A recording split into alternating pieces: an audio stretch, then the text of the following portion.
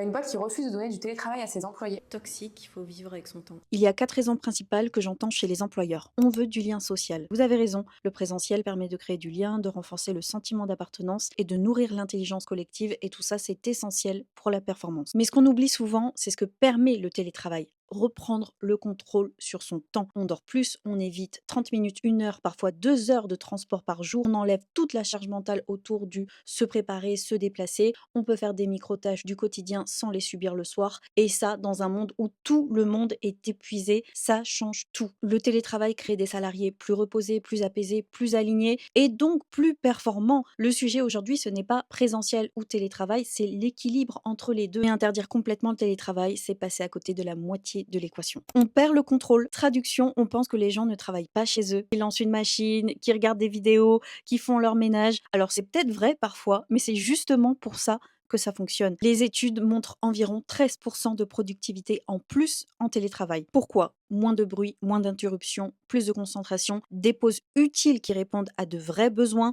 On recharge réellement son énergie mentale et un cerveau reposé est beaucoup plus performant qu'un cerveau épuisé en open space. Le vrai sujet ici, ce n'est pas le télétravail, c'est la capacité à manager autrement. Piloter à l'objectif plutôt qu'au présentéisme, faire confiance plutôt que contrôler. Si vous avez besoin de voir quelqu'un pour croire qu'il travaille, ce n'est pas un problème de télétravail, c'est un problème de management. C'est injuste pour ceux qui ne peuvent pas télétravailler. Ça, c'est l'argument que j'entends le plus souvent. Et il part d'une bonne intention, l'égalité. Mais il repose sur une confusion. L'égalité, ce n'est pas donner la même chose à tout le monde, c'est donner à chacun ce dont il a besoin pour bien travailler. Sinon, on fait quoi? On supprime les voitures de fonction parce que tout le monde n'en a pas. On enlève les restos payés des commerciaux, on retire les Mac aux designers, on supprime les RTT ou les formations. Évidemment que non, parce que dans une entreprise, les réalités sont différentes selon les métiers et c'est normal. En refusant le télétravail à tous, vous frustrez ceux qui pourraient en bénéficier sans améliorer la situation de ceux qui ne peuvent pas. Résultat, vous créez du désengagement gratuitement. Une entreprise intelligente ne cherche pas à uniformiser, elle cherche à équilibrer. Télétravail pour certains, compensation pour d'autres, horaire, prime, organisation, etc.